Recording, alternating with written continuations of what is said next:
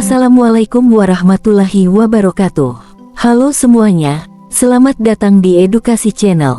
Pada kesempatan kali ini, kita akan menjelajahi jejak sejarah yang begitu penting bagi Kabupaten Gresik, yaitu makam Adipati Pusponegoro, Adipati pertama Gresik yang memimpin dari tahun 1669 hingga 1732.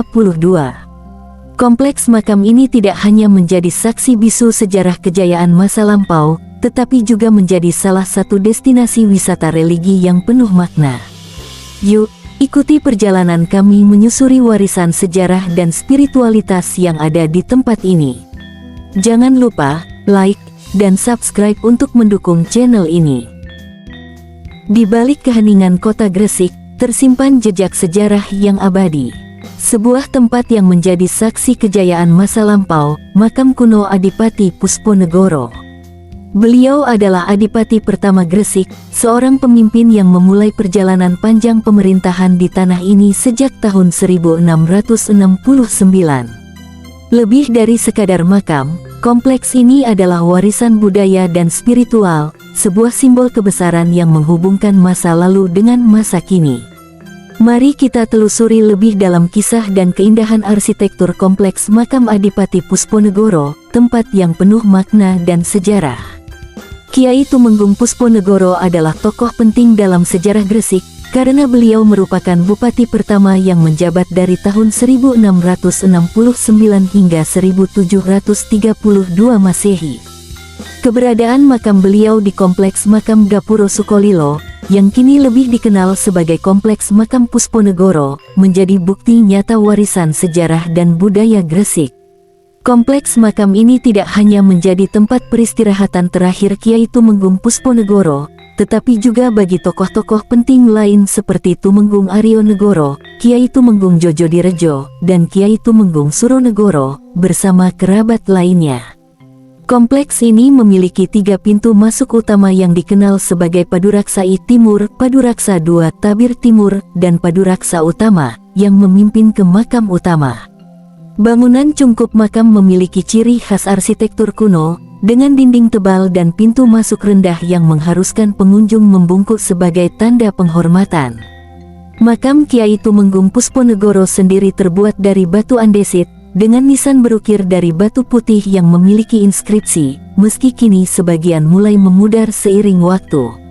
Selain sebagai situs bersejarah, kompleks makam ini juga menjadi destinasi wisata religi yang populer, terutama karena lokasinya berdekatan dengan makam Sunan Maulana Malik Ibrahim. Banyak pengunjung datang untuk berziarah, berdoa, dan bermunajat, menjadikannya salah satu tempat yang penting secara spiritual dan budaya di Gresik.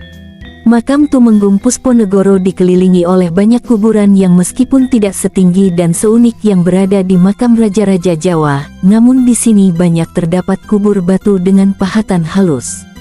Adanya gapura-gapura paduraksa serta prasasti batu bertulis di kompleks makam Tumenggung Pusponegoro ini juga memberi nuansa tersendiri. Makam Tumenggung Pusponegoro yang kompleksnya juga dihiasi dengan prasasti yang terbuat dari batu berukir indah yang ditulis dengan aksara Jawa. Makam Tumenggung Pusponegoro dihias dengan gapura paduraksa lagi, tepat di depan cungkup makamnya dengan 2 baris tulisan berhuruf Arab di atas, dan 2 baris tulisan dengan aksara Jawa di bawahnya. Lalu sebaris tulisan berhuruf Latin berbunyi Makam Pusponegoro. Makam Tumenggung Pusponegoro berada dalam sebuah bangunan berdinding tebal dengan lubang masuk rendah yang membuat orang harus membungkuk untuk masuk ke dalamnya. Makam Tumenggung Pusponegoro yang terbuat dari batu andesit, dengan nisan berukir terbuat dari batu putih. Sebagian inskripsi pada sisi depan makam tampak sudah terkelupas. Makam Tumenggung Pusponegoro dikelilingi makam-makam tua, dan adanya pohon beringin di kompleks ini semakin menambah karisma nama harum para almarhum, menunjukkan betapa karakter seseorang kasatria membutuhkan pengabdian, pengorbanan dan keikhlasan bagi bangsanya dengan tidak meninggalkan perintah-perintah agama dalam perjuangannya.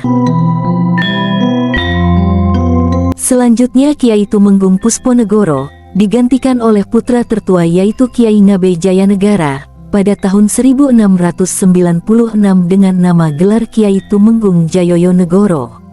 Beliau memiliki 11 putra dari pernikahan dengan Nyai Ayu Sutodrono, garwa Patmi, menurunkan 1.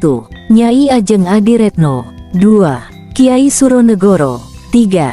Nyai Ajeng Puspodirjo, dari garwa Panumping Mbok Ayu Cempo, asal Giri, menurunkan 4. Nyai Ajeng Mertodirono, 5. Kiai Ngabei Astrodirjo, 6. Nyai Ajeng Windunegoro, 7.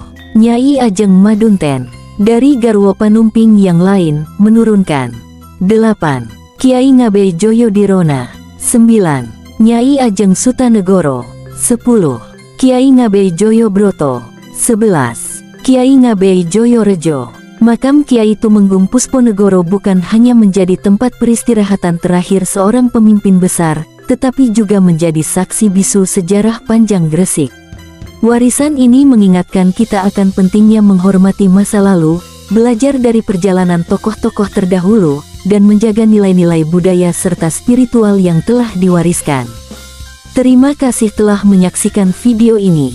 Jangan lupa untuk terus mendukung channel ini dengan like dan subscribe agar kita dapat terus mengeksplorasi sejarah dan budaya Indonesia lainnya. Sampai jumpa di video selanjutnya. Wassalamualaikum warahmatullahi wabarakatuh.